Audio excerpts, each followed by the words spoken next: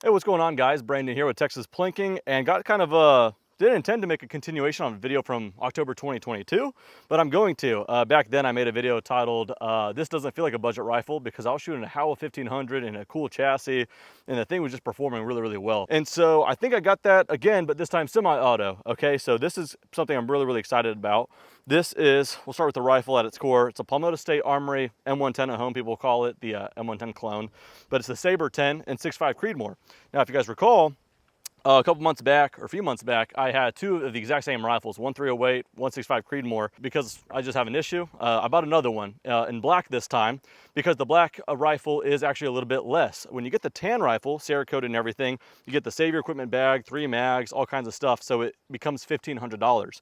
The same rifle, this is the billet M110-ish, quote unquote M110, but Sabre-10 6.5 Creedmoor quad rail version. N65 in black goes for $1,250 with just one mag and no range bag. So that's how we get the price where it's at. And for $1,250, pretty freaking sweet. Because we got an adjustable gas block with 5 positions, and for my memory with the other rifle, the Flat Dark Earth one, or the Coyote Brown one, it's very, very accurate as well. So $1,250, we're in it for that right there. Now the optic, you guys know when I'm going to put something together that's pretty economic minded, trying to get below a certain price point. Not that there was a goal with this one, but it's usually more often not going to be with Arken optics, and that's what I'm going with here. But this one is the SH-4J, and so SH4 series is already a step below in price point from their top tier EP5, but the J introduces the Japanese glass back to it. So it's the feature set zoom range from the SH4, but Japanese glass, so the quality is really good. Price on this one is $449 MSRP. Using the coupon code Texas Plinking drops it down to, I think it was $339, something like that. Now, of course, we still have to get the mount, and so what I did here is the cantilever, which is what I prefer on something that's not a monolithic rail, plus it's 20 MOA. So this, with that coupon code as well, these two components, scope and mount, is $399, so you're $400 for that. So, plus the $1,250 for the rifle, this thing is about $1,650 before we talk about, you know, add-ons like bipod and suppressor. But yeah, just under $1,700 for what's going to be a really well-performing AR-10 and 6.5 Creedmoor that's going to reach out, and so we're going to do that on video. Just so I mention it though, a couple things I did here is my suppressor, of course. This is a OSS HX762Ti. It's nice to have the adjustable gas block, but I'm not actually using it right now because the flow-through suppressor. But it's like in the middle setting, 2 of 5 or something like that. Got a Harris 6 to 9 inch bipod on a swivel. Not so economic on those two components, but really not going to enhance the accuracy. You're going to throw a bipod anyway, so it's just your choice there. The other thing I did, if you recall from the video I made with the other 6.5 rifle, the same one months back, is I was having feeding issues if I tried to run a metal mag. That was a really cheap metal mag, to be all honest with you. The polymer mag, the Magpul P-Mag, did fine.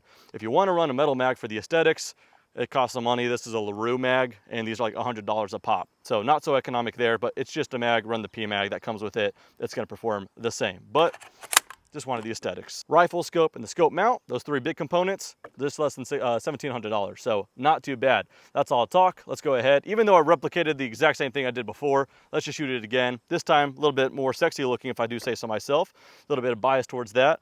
I was going to shoot the rifle as is, but I thought this is YouTube. Let's make something a little bit more exciting. Not everyone's willing to spray paint their own rifles, and so I thought I would. This is just some Rust-Oleum tan and brown. I'll go ahead and put a video, some B-roll of when I painted it. Nice and easy. Some people ask for a tutorial, but if you want a tutorial, you're already overthinking it. You kind of have to not care, and then you're going to like the look of it. So that's what happened here. So let's see how much more accuracy, hello caterpillar, how much accuracy is added when you spray paint your rifle. Let's find out. Alrighty, so as per usual for this particular range, we're going to start at 526 yards. We got a few different size targets we'll try it out on. Forgot to mention, I'm shooting some Hornady match box ammo, 140 grain ELD-M, and this was sent by cheapammo.com, so I certainly appreciate them helping out with my overhead by supplying the ammo. So let's go ahead and see what happens at 526 yards. I got the camera set out at that range, so as usual, let's go ahead and start with the larger target. Cool thing with the billet model of this Sabre is the ambi bolt release. So I could hit the paddle here or a button on the right side. I think the forged one loses that feature, but you can get that forged one for quite a bit less money as well. So factor that in to be under the 1650. But I'm happy with how this has come together so far. Enough talking. Let's go ahead. 526. I don't need that much magnification. Let's go for that big silhouette to the right. See what happens.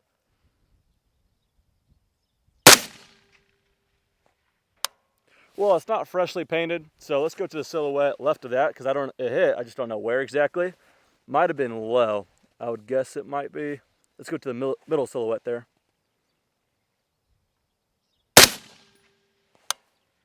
Never mind, might just be right on the money. Favoring slightly left. Oh, that one went right where I was holding. Let's try to go for that 8-inch popper.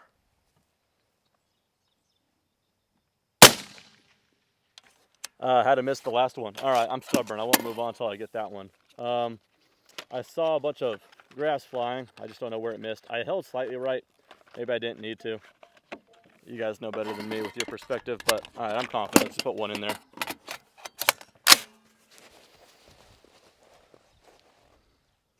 Let's just go dead center on it.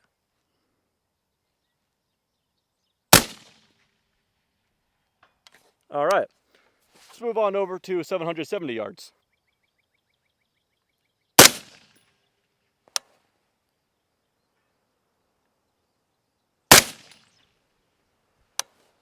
It's tough. When I miss, that tall grass just eats it up. If it was dry out there and dusty, I'd see it better. So we might actually have more luck at 950 yards, just because I could see those misses better. So here we're just kind of shooting blindly.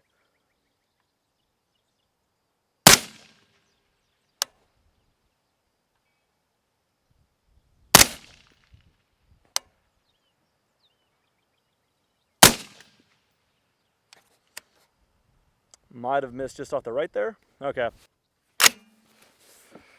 Let's start off with that silhouette. That's tall, just top left of the square.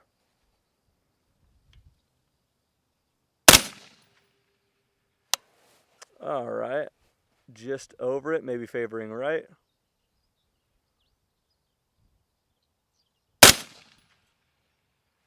All right. Good elevation, just right.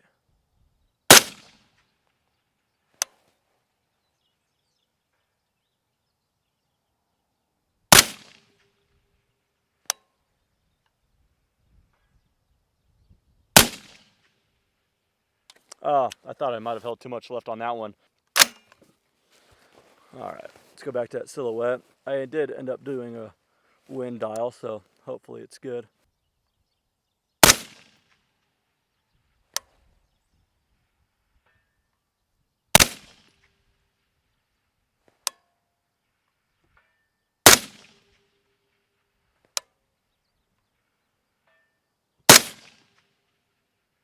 I thought that would go right. Damn it.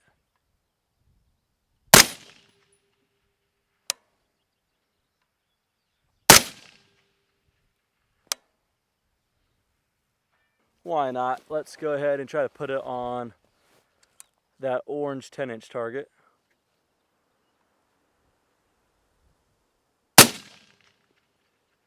Bottom right of it. All right.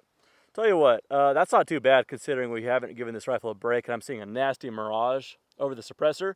We'll just give it a little bit. In fact, it's actually smoking because I put my homemade suppressor cover, just a t-shirt and gaff tape, and I painted it, and it's smoking pretty good. So that's the sign. It's getting toasty. I'll give it a couple minutes and we'll get back to it. All right, give it a few minutes. Should be nice and cool now. Let's see how much the point of impact changed. Go back to that silhouette.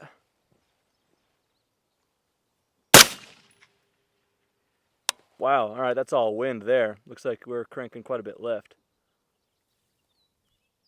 All right, let's move that right.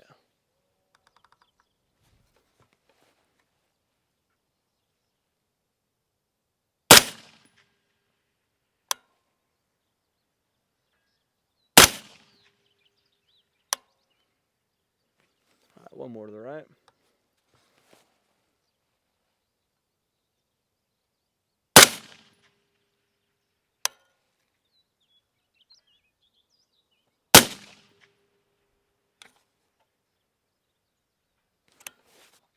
All right, not bad.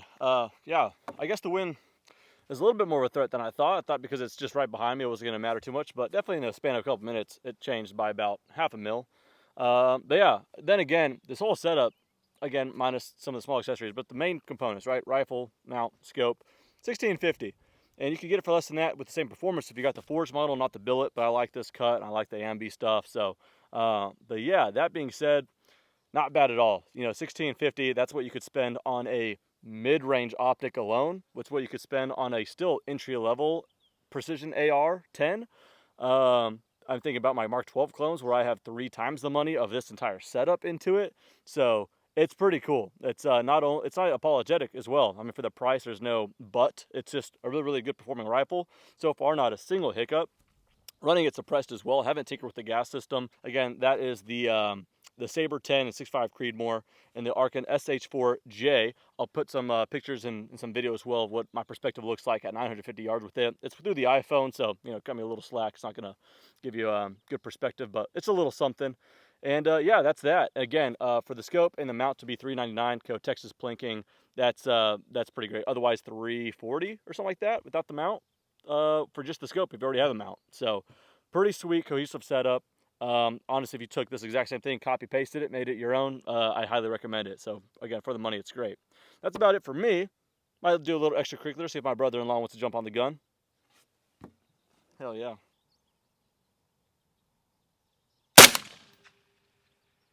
Oh shit, okay. Favor the left edge of it. Okay. Shoot again, just favor the left and still be on the target.